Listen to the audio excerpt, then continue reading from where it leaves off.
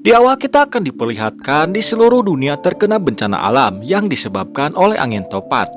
Setelah itu Shin berpindah kepada para nelayan. Di sini mereka mendapatkan ikan yang sudah mati. Mereka pun mengira bahwa ikan itu terkena hipoksia. Hipoksia adalah kurangnya oksigen untuk mempertahankan fungsi tubuh sehingga ikan itu mati. Setelah itu mereka mendapatkan informasi lewat radio bahwa akan ada badai angin topan.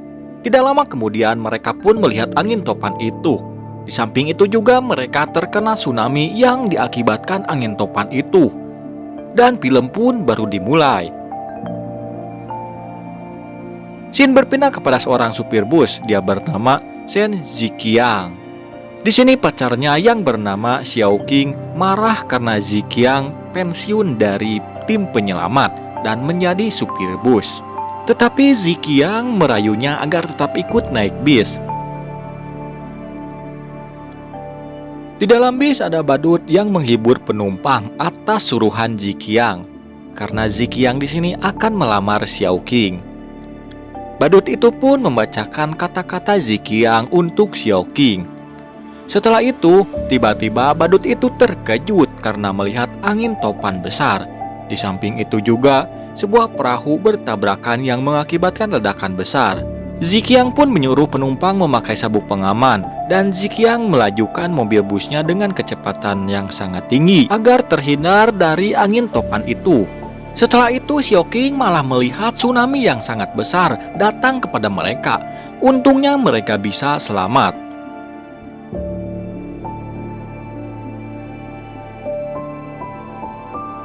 Tetapi bencana tidak hanya itu. Mereka kembali terkena longsor yang mengakibatkan ban mobil itu bocor, sehingga mobil itu pun terjun ke jurang.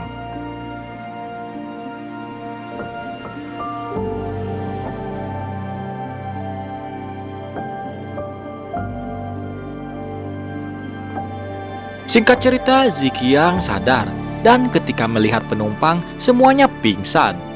Ziqiang pun mencoba untuk melihat sekitar bus itu. Dan alangkah terkejutnya, ternyata mobil itu nyangkut di atas batu. Dan jika tidak seimbang, bisa saja mobil itu jatuh ke jurang yang lebih dalam. Tidak lama kemudian, Xiao Qing sadar dan menanyakan kita ada di mana. Ziqiang pun menjelaskan bahwa mereka berada di tebing. Suasana pun semakin panik ketika semua penumpang sudah sadar. Ziqiang pun menyuruh mereka agar tenang dan jangan bergerak. Karena jika bergerak sedikit saja mereka akan jatuh. Tetapi para penumpang malah menyalahkan Ziqiang.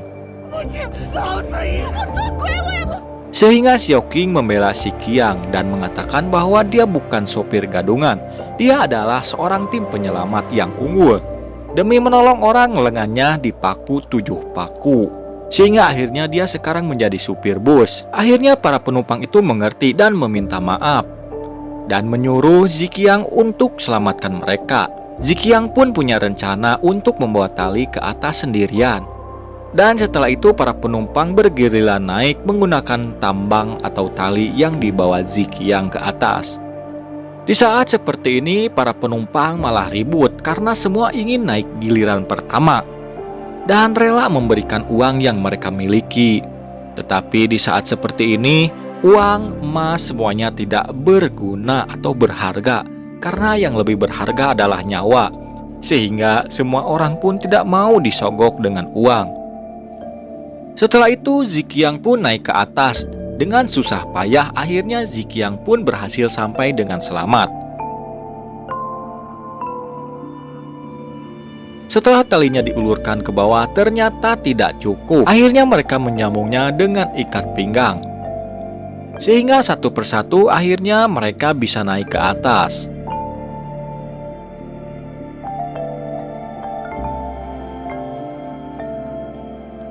Tidak lama kemudian suhu di sekitar itu berubah menjadi panas, sehingga air hujan pun panas. Itu diakibatkan udara dingin di bawah angin topan dan tenggelam. Dengan cepat di bawah pengaruh tekanan udara sangat rendah, sehingga suhu akan naik dan panas. Akibatnya yang belum naik ke atas malah rebutan untuk naik, sampai mereka pun malah berkelahi.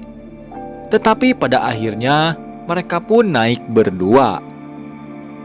Ziqiang melihat mobil itu tidak seimbang sehingga dia kembali lompat untuk menyeimbangkan mobil dan menyelamatkan Xiaoqing. Setelah itu Xiaoqing hampir saja terjatuh. Untungnya diselamatkan oleh Zi. Dan akhirnya mereka pun berhasil menggapai tali itu sebelum mobilnya terjatuh. Ketika mereka berdua ditarik, tiba-tiba talinya putus. Untung saja Ziqiang masih bisa menggapai ranting pohon yang ada di tebing itu. Ziqiang pun menyuruh Xiaoqing naik.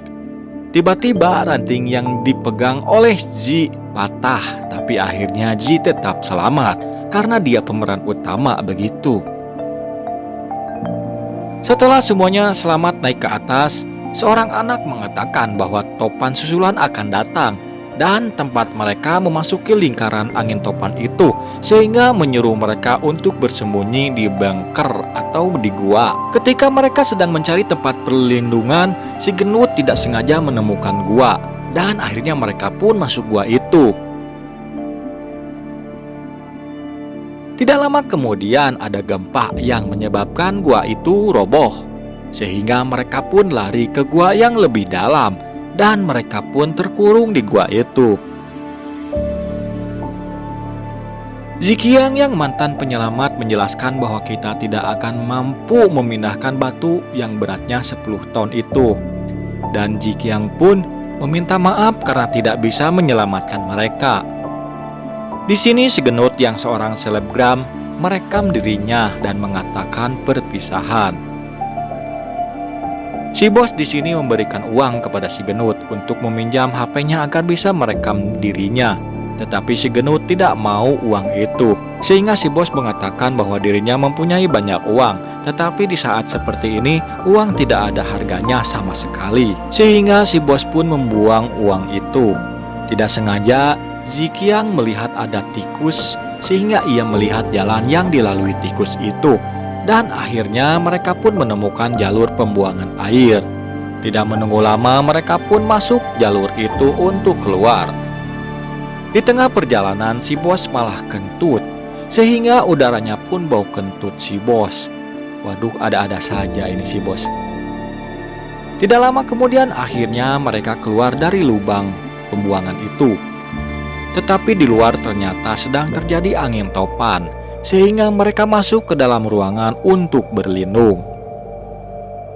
Setelah mereka masuk ke dalam rumah, mereka pun mencoba menutup jendela dengan lemari. Tetapi karena angin topannya sangat kencang, semua kaca pun pecah dan atap rumah itu terbawa angin.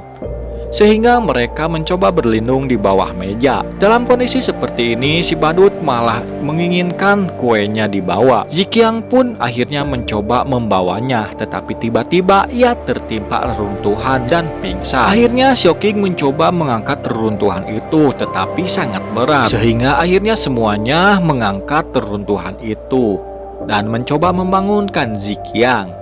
Xiaoqing pun di sini menangis karena Ziqiang tidak bangun-bangun. Tidak lama kemudian Ziqiang akhirnya sadar dan bencana itu pun akhirnya berakhir. Setelah itu akhirnya mereka pun keluar. Di sini si badut malah sedih memikirkan kuenya yang rusak. Akhirnya Ziqiang membelinya dan memberikannya kepada Xiaoqing sebagai hadiah lamarannya. Dan akhirnya mereka semua pun senang dan bisa kembali pulang dengan selamat.